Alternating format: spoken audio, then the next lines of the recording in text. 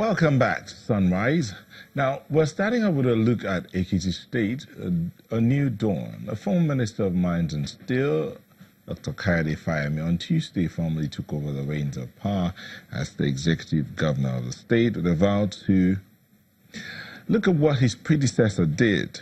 Now, while delivering his inaugural address after taking his oath at the Ekiti Parakpo Pavilion in Ado-Ekiti, Mr. Fayemi said the state had been in the throes of underdevelopment and financial crisis as a result of bad government. The inauguration was well attended. According to Mr. Fayemi, preliminary investigations have shown that all the immediate past government plunged the state into a debt of about 170 billion naira. He said the economy of Ekiti State is in a state of emergency. These were his words. He said, without doubt, he said, as we assumed office, his promise, it is our duty and we'll live up to it and ensure we thoroughly review documents and widely disseminate the current state of affairs to all, so that all and sundry can know what has come of our Commonwealth. Well, this is part of the speech delivered by the Executive Governor of Ekiti State, Dr. Pt.1. To help us look at what's going on in Ekiti and the way forward, we have in the studio Mr. Olukayode Salako, who is a member of the Buhari Osinbajo Mandate Group, but it's a public affairs analyst. Thank you for joining us.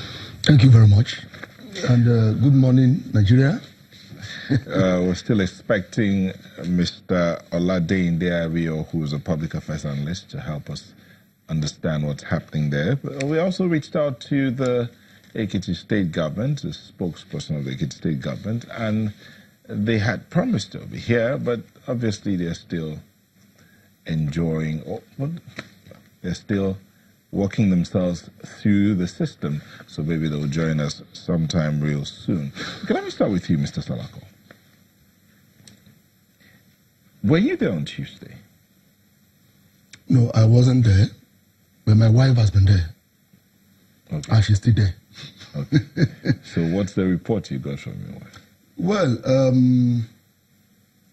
let me first of all congratulate all the people of Ekiti State for deciding to rescue their state from what I call leadership aberration of the past 4 years. It is indeed a new dawn for the installation of civility in political leadership and civil governance in the Ekiti State. The report I have got from my wife that is there, her name is precisely Folukayode Aramola Salako. She has been there with the Ekiti State governor and his wife to celebrate with them. And what she told me is that Ekiti is now calm, back to the calmness, to the socio-political and economic calmness that the state used to be known for. So Ekiti was not calm before? Ekiti was not calm. Why do you say Ekiti was in the calm? past 4 years, Ekiti was not calm. You are a Nigerian and you are a news person.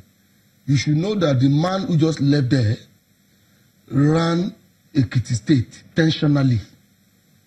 It used to be one day in Ekiti is one day bad stories, Mr. bad news and all of that. Do you live in Ekiti? I am conversant with Ekiti, and I'm partly from Ekiti. Do you live in Ekiti? I don't live in Ekiti. So how do you know that Ekiti was not calm when you don't live there? The world is a global village, my brother. The world is a global village. The social media revolution has connected every part of the world to our individual houses or consciousness. So if there's anybody who is socially, anybody that is socially alive and optimally exposed or connected to the political happenings around Nigeria, especially over time, one should be able to tell the story of what is happening in every state in Nigeria. And as a public affairs analyst who has been on several television platforms to talk about Ekiti then and now, I think I should be socially informed, well informed enough to know that Ekiti was not run properly in the past 4 years. And that was the reason the people of Ekiti decided to rescue their state. And now the rescue has come. A new man has been installed. And we all know Dr. Now that John Kayode-Fayemi. Now that he has come as a civilized human being. Now that he's come into office. Yes. What areas would you suggest that he should start looking at immediately? Yes, that is I have 5R divine mission that we developed to campaign around this time for Mr. President. And that 5R mission is going to apply to Dr. Kayode-Fayemi in Ekiti. The first R is that Ekiti must be rescued. It has been rescued. The second R is that Ekiti must be reformed. So there is need for him to move in and start reforming all the sectors of the Ekiti economy that need urgent reformation. Then the third is that Ekiti must be repaired. Ekiti must be repaired. There are so many things in Ekiti that were damaged during the past 4 years.